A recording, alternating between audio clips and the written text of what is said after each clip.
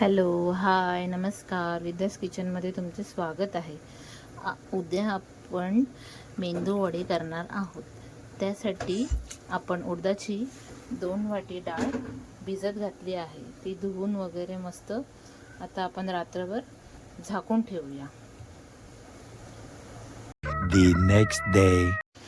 हे बघा, रात्रभर डाळ भिजत ठेवली होती. छान मस्त फुगली पण आहे. आता आपण ती एका खाली टोप ठेवलेला आहे, वर जाळी घेतलेली आहे.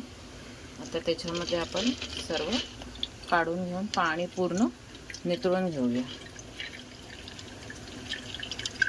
आता पाणी पूर्ण खाली होऊ दे, पूर्ण सोकून घेऊ दे.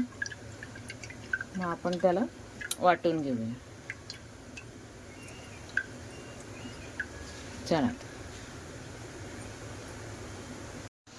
हे बघा, आपलं सर्व गाळून झालेलं आहे. पाणी पूर्ण गाळून घेतलेलं आहे. आता आपण मिक्सरचं भांडं घेतलं आहे. थोडं थोडं आपण त्याच्यामध्ये टाकून घेऊया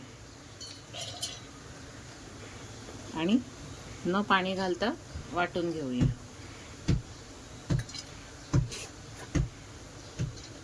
आता याच्यामध्ये एका वाटणामध्ये आपण 4-5 मिरच्या, आलं, लसूण घेतलेलं आहे, तेही एका वाटणात टाकून घेऊया आणि नंतर चांगलं फेटून घेऊया. आता आपण मिक्सर लावूया. पाणी न घालता वाटून झालेलं आहे आपलं. आता हे चांगलं मस्त फेटून घ्यायचं. आता ह्याच्यामध्ये आपण 1 चमचा जिरा आणि थोडी कोथिंबीर घालून घेऊया आणि चांगलं मस्त आणि थोडं मीठ चांगलं नुसतं फेटून घेऊया मस्त ना. ह्याच्यामध्ये आपण सोडा वगैरे काही टाकलेला नाहीये. आता चांगलं फेटून घेऊया आणि वडे तळायला घेऊया.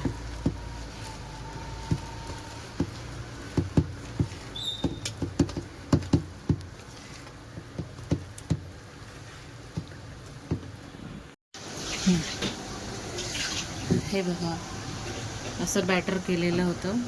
आता हे आपण असं वाटीच्या साहाय्याने त्याच्यामध्ये टाकायचं आहे.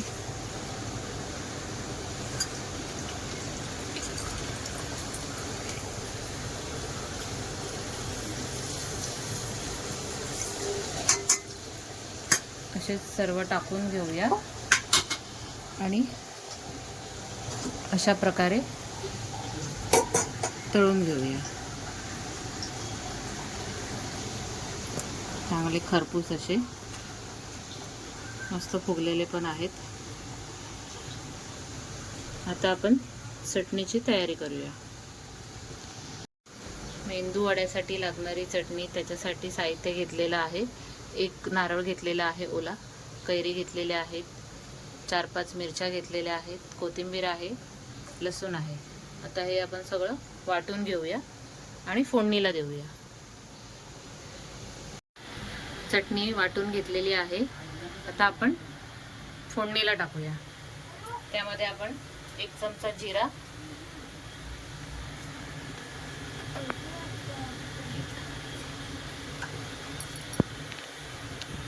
1 चमचा जिरा टाकले आहे.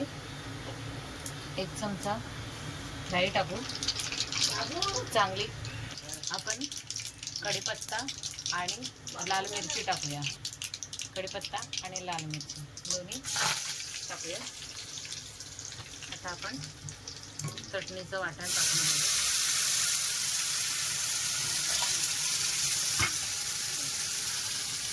तर चांगलं याला थोडंसं फोडणीला दिलेली आहे. आता चांगलं उकळू दे आणि बंद करू दे.